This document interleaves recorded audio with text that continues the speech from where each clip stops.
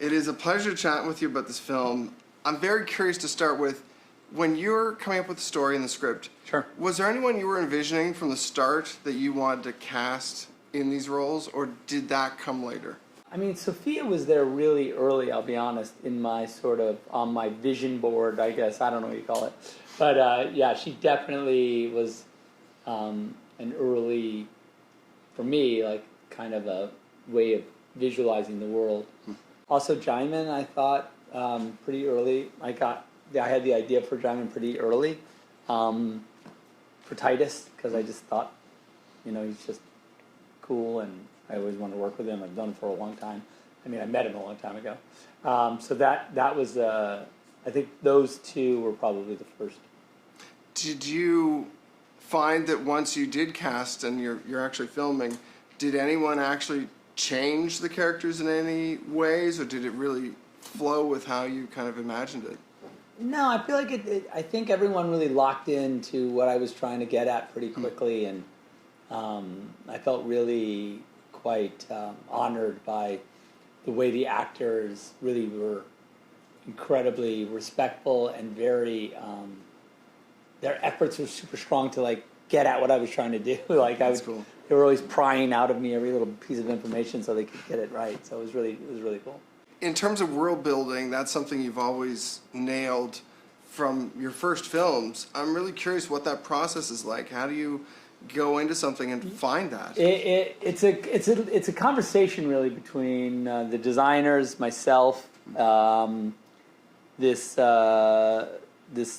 tone obsession I have is really part of it, and I actually have like, it's a very sort of disciplined relationship I have with my concept artists and with my designers about how to like sort of beat an idea or a look out of a situation, because it's all sort of, in this case, it's very chaptered by planets.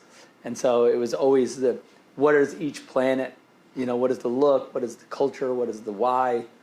That work has to be done, and it's not a small amount of work, as you can imagine. You have to create some sort of natural history, you have to create some sort of cultural history. That's amazing. All those things. But yeah, that's kind of how we do it. And that doesn't really explain it, but it gives No, but that's an interesting glimpse into it. Yeah.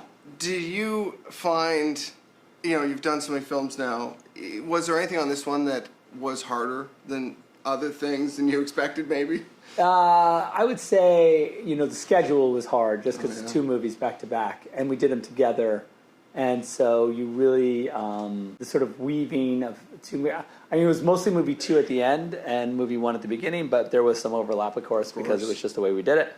And so when you were just that process of that many days, that sort of relentless schedule, you really realize that it's a marathon and that you gotta, you can't take your foot off the gas at all. And so yeah, it was pretty amazing. But so the challenge for me was was just managing, my own energy, my own time, just because it was so long and so epic. Like, on day like 135, you're like, what are we doing? Like, what is happening? Wow. Yeah. The other side of this is, how do you then trim down a film that I know you're releasing the director's cut, but then how do you get that first cut? Yeah, this cut, I've never had a relationship on a movie where there was a director's cut built into the movie. So it actually, because I knew most of the time when I would do a normal sort of theatrical cut and had to lose all this stuff that I knew I wanted in the movie, I didn't know that a director's cut would exist. And so my reluctance, of course, to cut this stuff was very, very apparent, because I was afraid it would never live again, and so it could be gone forever. And most of the director's cuts happened, retroactively, and so at the time of editing the theatrical version, sometimes there might be an idea that I should have taken wholly out, but that I kind of leave in a little bit because I love it, but you're never really seeing it correctly because there's no time for it, and so it just makes for a kind of a less clean version. But because I had done this, Netflix had been generous and sort of smart to create this parallel universe, this R-rated universe that runs alongside the PG-13 universe. Doing the sort of PG-13 version was much easier to do, knowing I had the other one. Right. So making the cuts and kind of making it as clean as possible was the exercise was much more pleasurable than it's been for me in the past. And that's why I really actually enjoyed this kind of tight version of the movie, yeah. Anything you can tease that fans will get out of the director's cut once they've seen this version? Yeah, they're gonna a ton of stuff, a ton of like. There's just a lot of detail and a lot of. I mean, there's a whole other.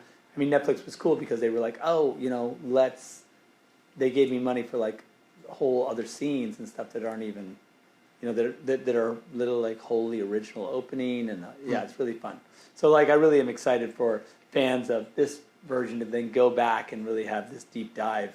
It's an hour longer, so it's like it's a full deep dive. But I really think that this experience though is really super fun, and it's a good companion, weirdly, to the other version.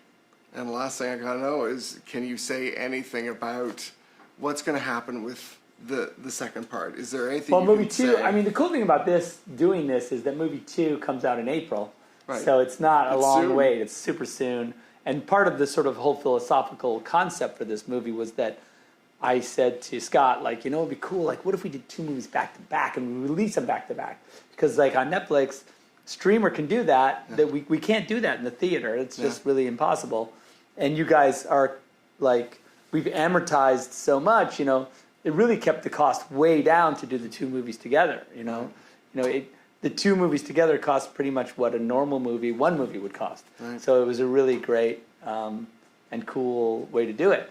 And so I think that it was an exciting decision that they made to say, like, yeah, we'll release them close together. That way an audience, and on streaming, people are used to consuming sort of product that way, where they see a thing and they're like, okay, well, I want more of that. Like, where can I go? And I think that they're going to get that opportunity. And if this movie is a Gathering the Team movie, the next movie is War.